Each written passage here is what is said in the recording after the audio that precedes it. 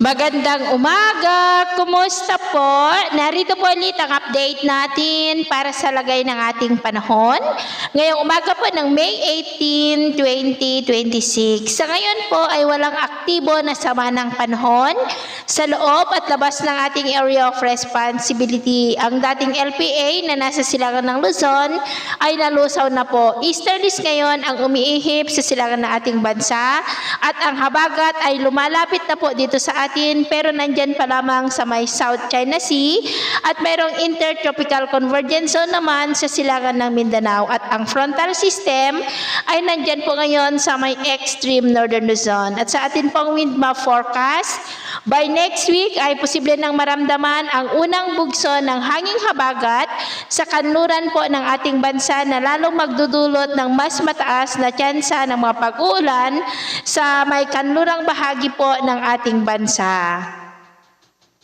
At next week rin, posible na may mabuo na isang sama ng panahon sa silangan ng ating bansa at ang development po niyan ang ating babantayan. At ito naman ay pinapakita ng forecast model natin pong ginagamit hanggang po sa susunod na 2 linggo. At sa lagay ng ating panahon, ngayong madaling araw ay maayos naman ang panahon sa malaking bahagi ng bansa pero may tsansa pa rin ng mga isolated rain sa ilang bahagi po ng Quezon, Metro Manila, Cagayan, Camarines Norte, Marinduque, Romblon, Bayawan, Camiguin, Zamboanga del Sur, Lanao del Norte at Sarangani, maging po dyan sa Maymati. At mamaya ay sisikat ang araw sa malaking bahagi ng bansa, mainit at maalinsangan muli ang panahon.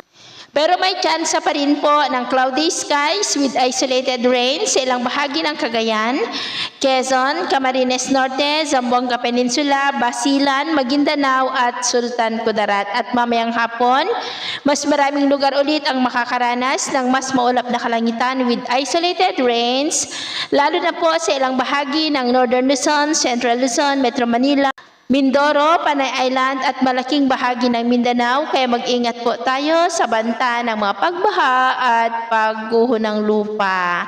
At sa atin naman po mga baybayin, maalon po ngayon sa mga baybay ng extreme northern Luzon at Cagayan Seaboard na ang mga alon po ay posibleng aabot hanggang sa 2 to 2.5 meters height. Kaya hanggat maaari ay iwasan na po muna natin ang papalaot dyan sa mga may kulay pula para mas makaiwas sa mga sakunang pangkaragatan. So ito ang latest update natin sa araw na ito. Ako po muli si James na nagsasabing sa kahit na pagsubok po na darating sa ating buhay, huwag na huwag po tayong mawawalan ng pag-asa. Thank you and God bless!